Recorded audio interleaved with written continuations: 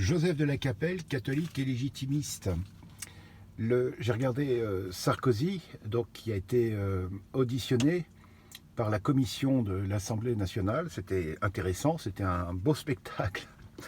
Un tout petit peu d'audiard et beaucoup de la vérité si je mens. Enfin bon, c'est vrai qu'il a pas mal d'humour. Donc il a dit énormément de choses. Bon, il a dit qu'il était pour le nucléaire, que c'était indispensable pour la France, etc. Mais aussi les énergies renouvelables, etc. Donc oui, vous pouvez toujours, moi, hein, m'appeler Joseph de la Capelle au 06 25 85 92 37. J'ai eu très peu d'appels, j'ai eu qu'un appel, il se reconnaîtra, une personne merveilleuse d'ailleurs. N'ayez pas peur, hein, je ne vais pas vous manger, mais moi je suis de la vieille école, hein, j'ai 60 ans, donc l'amitié c'est important. Alors, il nous a expliqué, Monsieur Sarkozy, pour être député, il faut être républicain. Voilà, donc on est très démocrate, mais la France éternelle, non. S'il y a un gars qui se présentait député qui disait qu'il était légitimiste, hein, comme monsieur, comment, le vicomte, comment, ça va me revenir. Bref, on a eu quelqu'un à droite, mais qui disait jamais qu'il était légitimiste. Monsieur De Villiers, voilà. Alors, le couple franco-allemand, il est très attaché au couple franco-allemand, il faut qu'on s'aime, etc., etc. Alors ça, je suis tout à fait d'accord, Et que l'histoire a été tragique depuis Louis XIV, etc. Donc les périodes sont quand même différentes.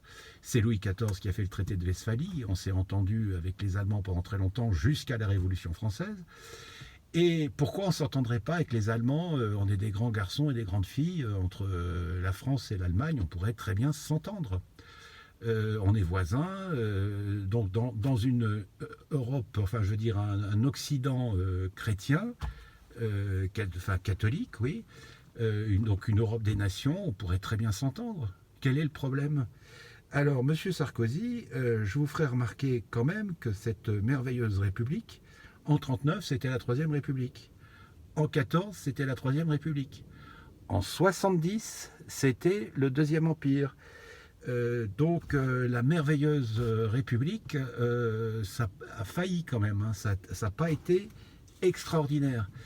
Alors Louis XIV, effectivement, il a fait la guerre. Enfin bon, ça a été compliqué parce que le protestantisme a détruit le Saint-Empire romain germanique. Donc il y a eu une scission, les pays protestants se sont détachés. Mais qu'est-ce qui a fait le traité de Westphalie avec la Suède? France et Suède garants de chaque État les petites principautés allemandes pour qu'elles aient leur indépendance et qu'on les protège. C'est Louis XIV, c'est pas la République. Voilà. Alors, on lui a parlé aussi de la concurrence au niveau de l'EDF, et donc il dit on n'est pas comme la Russie ou la Chine, où il n'y a qu'un seul producteur, etc. Il est pour la concurrence, pourquoi pas? Mais pourquoi pas faire une concurrence, par exemple l'EDF, et d'autres unités électriques françaises, et le gaz et l'électricité, mais françaises. C'est-à-dire qu'il y a une concurrence entre des pôles français, c'est très bien. Mais s'il y a des concurrents dans lesquels il y a des finances européennes qui sont impliquées, ça ne va pas. Enfin voilà. La Libye, c'était intéressant. On l'a questionné sur la Libye et il a dit, contrairement à la guerre où Chirac, donc elle n'avait pas fait la guerre avec les États-Unis contre l'Irak, la Libye, il était mandaté par les Nations Unies. Est-ce qu'on est obligé de suivre les Nations Unies? On n'est pas obligé, on est souverain. Donc tout ça, c'est assez curieux.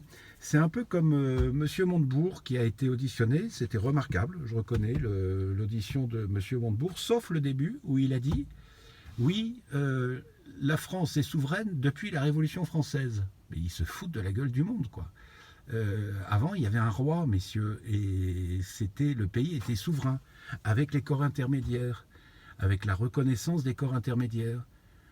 Donc voilà, enfin, c'est assez impressionnant. Et puis alors évidemment, l'immigration, l'avortement, la laïcité, tout ça, pas de problème, hein, pas de religion d'État. Donc tant que la France, sa religion d'État ne sera pas la sainte foi catholique, hein, la foi du bon Dieu, il y aura des tensions comme ça, il y aura des guerres et des guerres mondiales, etc. C'est obligé.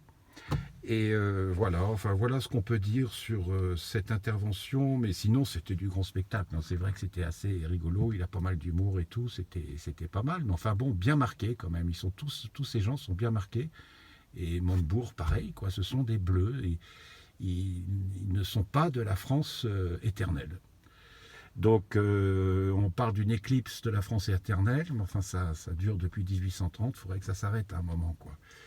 Que Dieu nous garde, que Dieu vous garde tous, que Saint-Michel vous garde tous, tous les anges et les saints du paradis et saints du purgatoire, priez pour nous, notre âme de France, notre âme de Boulogne, notre âme de l'univers, priez pour nous, à très bientôt à tous, Deus et Rex.